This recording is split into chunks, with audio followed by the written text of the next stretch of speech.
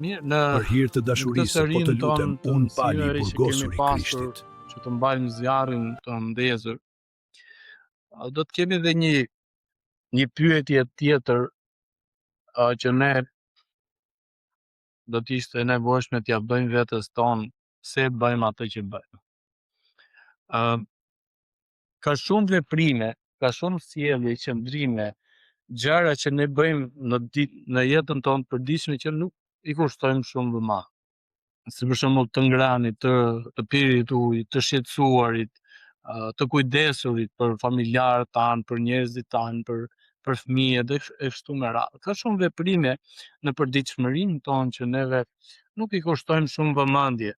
Pyetjen të ha sot apo mos të ha sot. Besoj një nga pyetjet e vështira për me sa i përket ushqimit do të ishte ç'a do ha sot, ose ç'a do gatuar.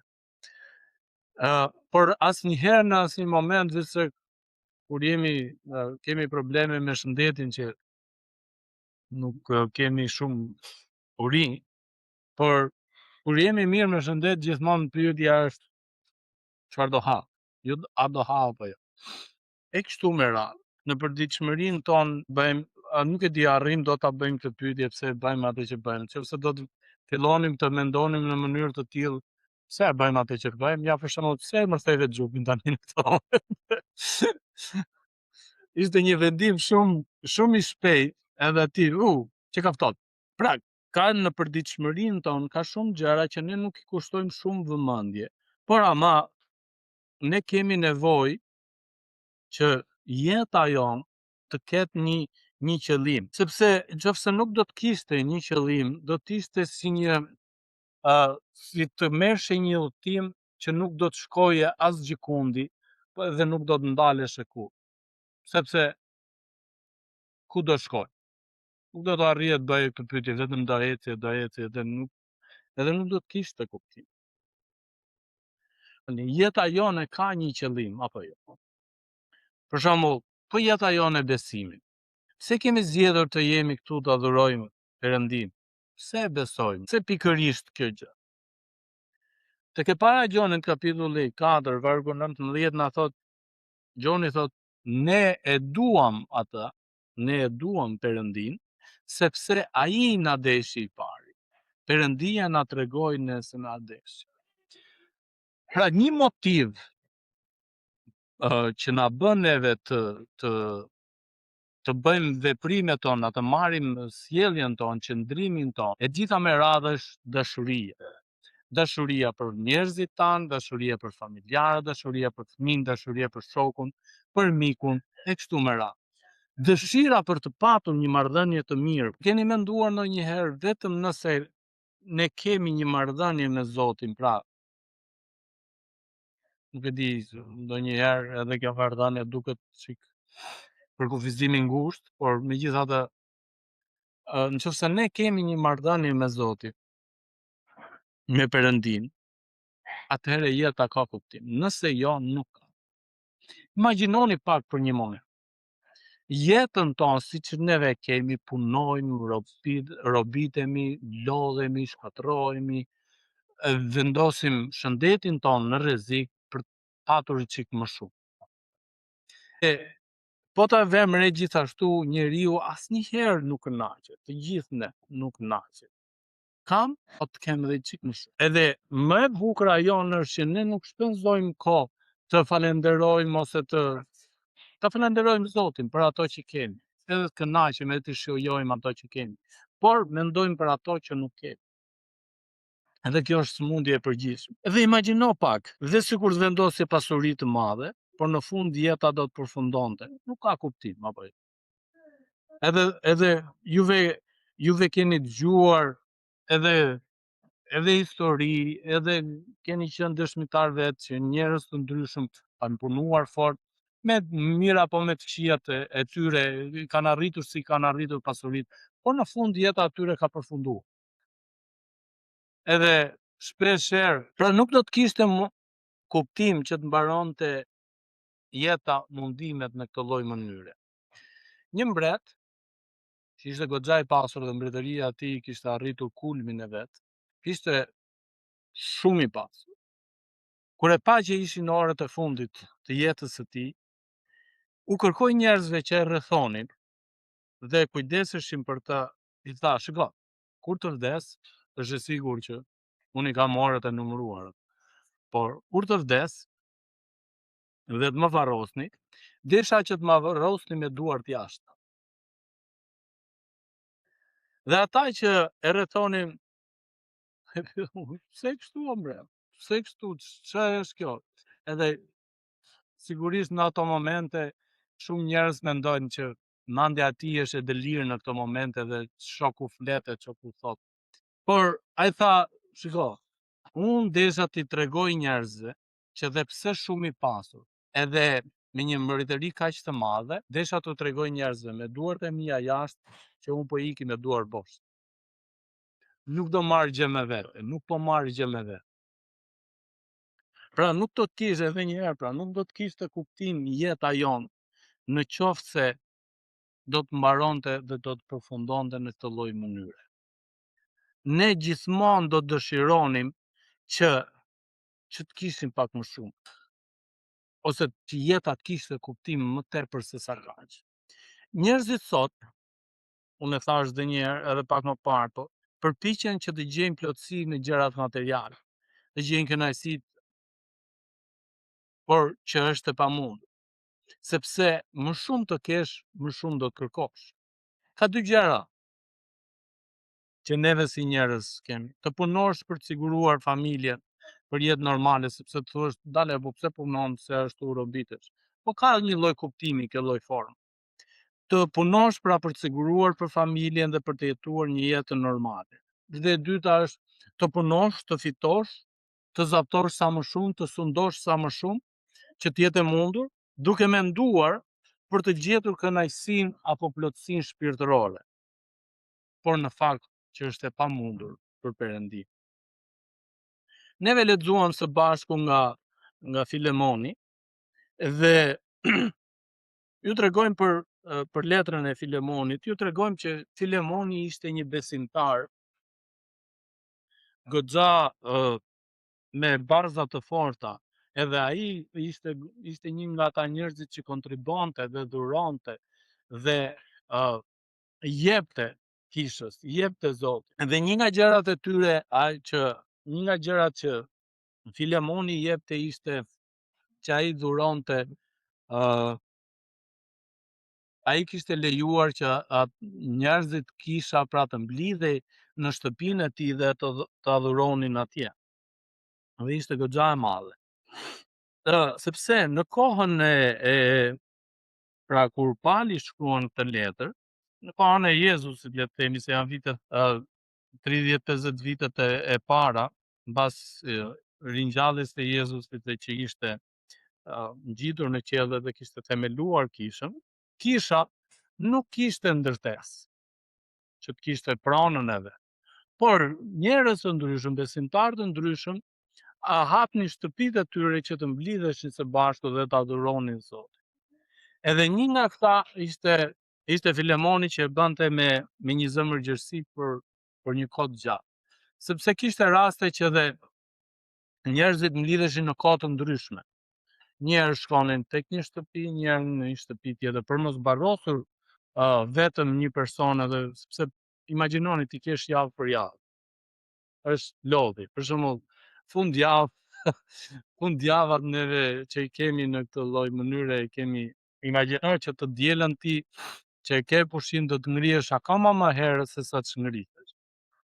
Që ta përgatisësh vendin, ose do ta bësh që ndarket, ose gjithmonë do ketë diçka që ti ke nevojë për ta rregulluar për ditën tjetër, për kohën e adhurimit. Ja, për shembull, duket bazike, por nga që ambientin tonë neve kemi, edhe sikur mos ishte, po e kemi të tillë që neve e përdorim edhe për klasa, edhe për, si thua, edhe si zyre e të gjitha.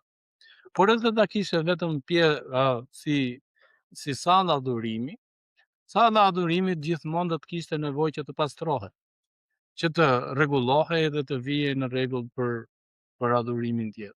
E njëjta gjë. Vim një ditë përpara, e pastrojmë edhe kështu. në mënyrë që neve kemi një kohë të mirë së bashku. Pra, ka përgatitje, por imagjino që ta kesh këtë gjë në shtëpi që është akoma më barra është akoma më e madhe. Edhe Filemoni e këtë e bënte me një zemër gjerësi të madhe. Por Filemoni kishte dika, mendoni pak për gjithë këtë pse bëjmë atë që bëjmë. Ky është e gjithë çështja. Imagjinoni që Filemoni ai ishte aq i pasur sa ai zotëron, kishte edhe skllav në veten e tij, le të themi në zotëri. Edhe kur kishte njerëz të tillë në zotërim, ai i menaxhonte, ishte pasurinë vet. Onesimi bëri atë që lexojmë më vonë, u largua nga Filemoni. Edhe Pali thot, vargu 18, por në qoftë se ka bërë ndonjë dëm ose të kanë ndonjë detyrim, mi llogarit mua. Pra, nëse ai ka marrë diçka kur ka ikur, sigurisht që ai kur ka ikur nuk ka ikur duar bosh, se ka marrë gjërat e veta, ka marrë diçka për rrugë kështu me radhë. Dhe i u largua. U largua, si të themi, një kriminal, një hajdut që u ngrit kundra zotërisëve. E dini, ishte interesante, sepse më e bukur është se ke dy lloj ligjesh. Në atë kohë ishte Perëndoria Romake. Do vazhdo kishte atë influencën e vet. Sepse edhe krishterët e asaj kohe, ata kishtin rregullat e veta, por gjithashtu kishin detyrime ndaj ligjeve ndaj qeverisë, siç kemi edhe ne sot.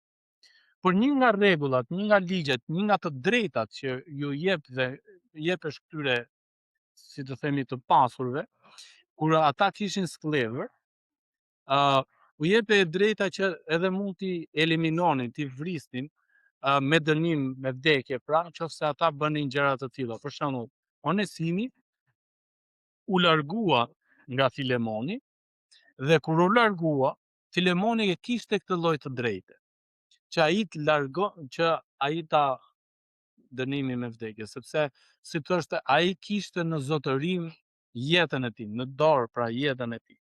Mund edhe ta falte, por kjo ishte diçka tjetër.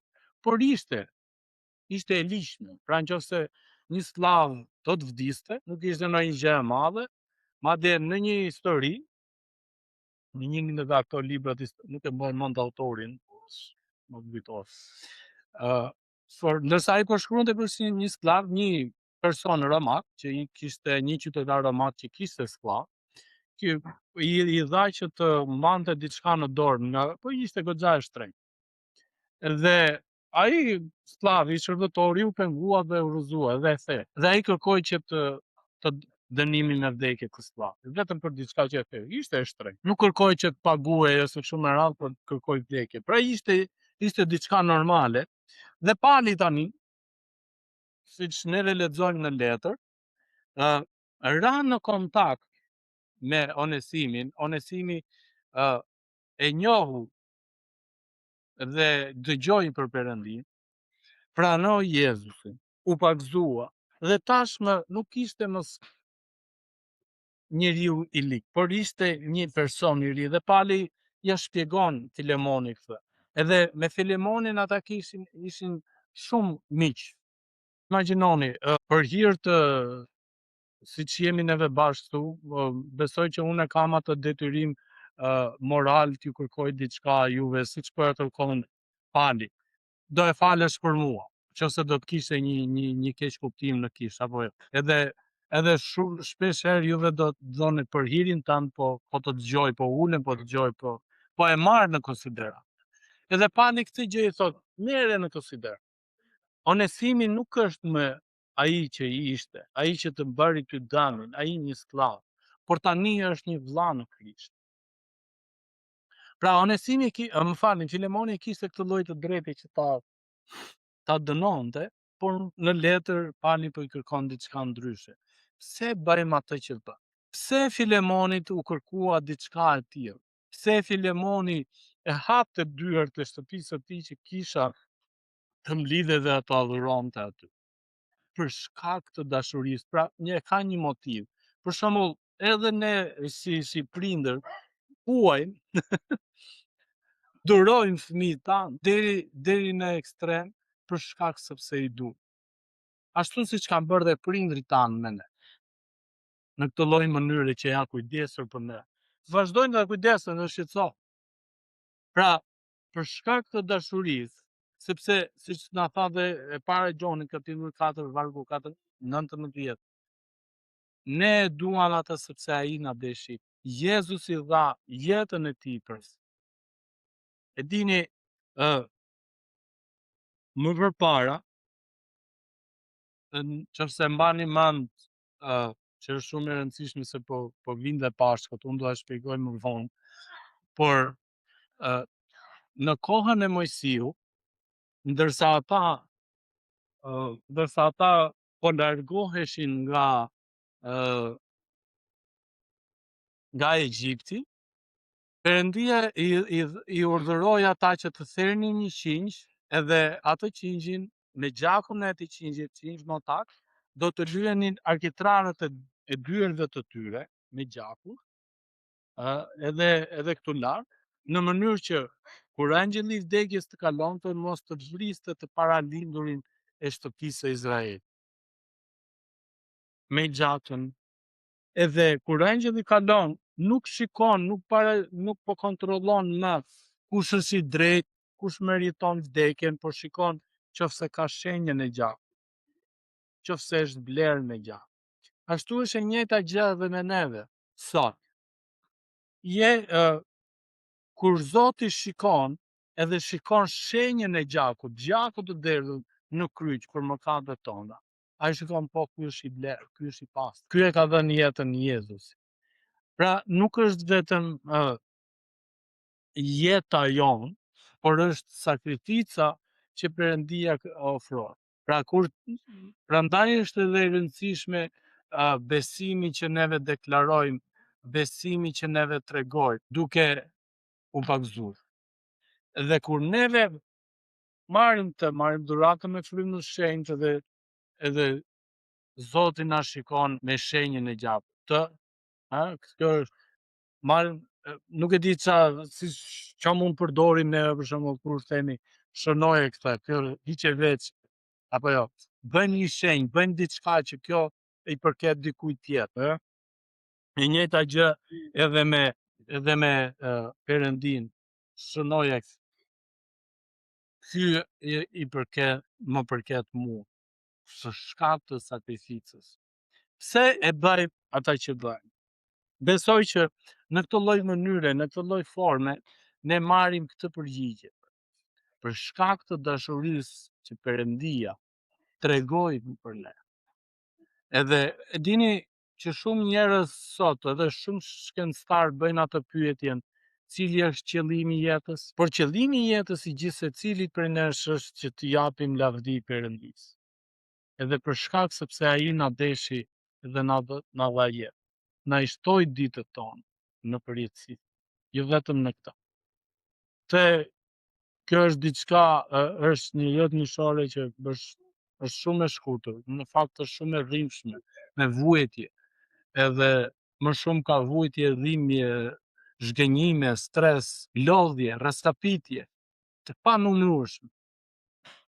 Edhe do t'ishte gjëja më pa kuptim që jeta të përfundonte këtu.